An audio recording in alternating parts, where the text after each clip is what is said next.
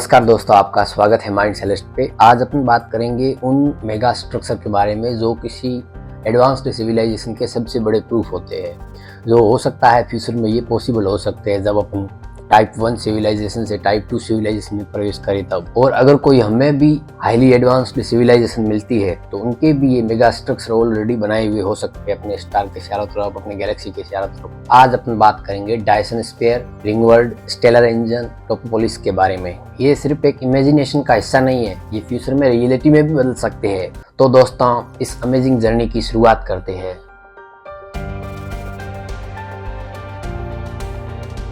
Dyson sphere के अंदर एक स्टार के चारों तरफ एक ऐसा मेगा स्ट्रक्चर तैयार किया जाता है जो उस स्टार से निकलने वाले फोटॉन्स के हर एक फोटॉन से इलेक्ट्रिसिटी उत्पन्न करता है। डायसन स्फीयर एक हाइपोथेटिकल मेगा स्ट्रक्चर है जिसको सबसे पहले फ्रीमैन डायसन ने इसके बारे में इंट्रोड्यूस किया था। आपने इसको साइंस फिक्शन मूवी में भी देखा होगा। अब अपन डायसन स्फीयर की बेनिफिट्स के बारे में बात करते हैं। सबसे पहला बेनिफिट है अनलिमिटेड एनर्जी। डायसन स्फीयर से अपन सोलर सिस्टम की पूरी एनर्जी को कैप्चर कर सकते हैं। ये एनर्जी स्टारशिप को इंटरगैलेक्टिक ट्रेवल करने में भी उपयोग किया जा सकता है, लेकिन इसको बनाने के लिए जो रिसोर्सेज चाहिए वो अनइमेजिनेबल है। मतलब इतनी भारी मात्रा में रिसोर्सेज, मटेरियल्स कहाँ से लाएंगे? के लिए अपने को पूरे सोलर सिस्टम के स्टार एंड प्लेनेट की माइनिंग करनी पड़ेगी। आपको क्या लगता है इसके बारे में? क्या ह्यूमैनिटी एक दिन इस स्केल तक पहुंच जाएगी कि वो डायसन स्फीयर बना ले सन के चारों तरफ? अब अपन बात करते हैं रिंग वर्ल्ड के बारे में। रिंग वर्ल्ड एक ऐसा मेगा स्ट्रक्चर है जो एक मैसिव रिंग होती है जो स्टार के चारों तरफ ऑर्बिट करती है। एक रिंग वर्ल्ड का डायमीटर मिलियंस ऑफ किलोमीटर तक होता है। ये अपनी आर्टिफिशियल ग्रेविटी को रोटेशन के थ्रू जनरेट करती है। इसका सरफेस एरिया एक प्लेनेट की तुलना में काफी ज्यादा होता है। कोई भी सिविलाइजेशन रिंग वर्ल्ड को कब डेवलप करती है? जब उस प्लेनेट पे बहुत ज्यादा मात्रा में पॉपुलेशन हो जाए।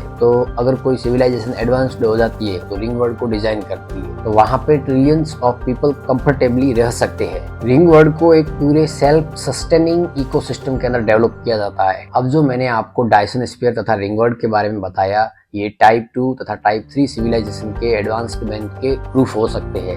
अब अपन बात करते हैं स्टेलर इंजन के बारे में। इमेजिन कीजिए एक ऐसा इंजन जो पूरे सोलर सिस्टम को एक गैलेक्सी से दूसरी गैलेक्सी में मूव कर सके। इसकी हेल्प से एक पूरे स्टार का सोलर सिस्टम एक नई जगह पे शिफ्ट हो सकता है। अब आपको लग रहा होगा कि एक पूरे सोलर सिस्टम को एक गैलेक्सी से दूसरी गैलेक्सी में शिफ्ट क्यों करना? तो अगर किसी सोलर सिस्टम के पास में कोई ब्लैक होल हो जिसकी वजह से आसपास के प्लेनेट उसके अंदर समाये जा रहे हो, तो उस थ्रेट से बचने के लिए उस सोलर सिस्टम को एक गैलेक्सी से दूसरी गैलेक्सी के अंदर ट्रांसफर किया जाता है ताकि कॉस्मिक थ्रेट्स को अवॉइड किया जा सके। लेकिन स्टेलर इंजन को जो बनाने में स्केल चाहिए वो अपनी इमेजिनेशन में भी नहीं है। कार्डेसिव स्केल के हिसाब से ये टाइप 3 और टाइप 4 सिविलाइजेशन इसको अचीव कर सकती है। अब अपन बात करते हैं एक और फैसिनेटिंग मेगा स्ट्रक्चर के बारे में जिसका नाम टोपोपोलिस है। ये एक सिलेंड्रिकल मेगा स्ट्रक्चर होता है जो पूरी गैलेक्सी को अपने अंदर व्रैप कर देता है। इमेजिन कीजिए एक ऐसी ट्यूब हो जो इनफाइनाइट हो एंड एक पूरा इकोसिस्टम को सपोर्ट कर सके। अब अपन बात करते हैं इसके बेनिफिट्स के बारे में। ये ट्रिलियंस पॉपुलेशन को एकोमोडेट कर सकता है। के अंदर ऑक्सीजन जनरेट करना,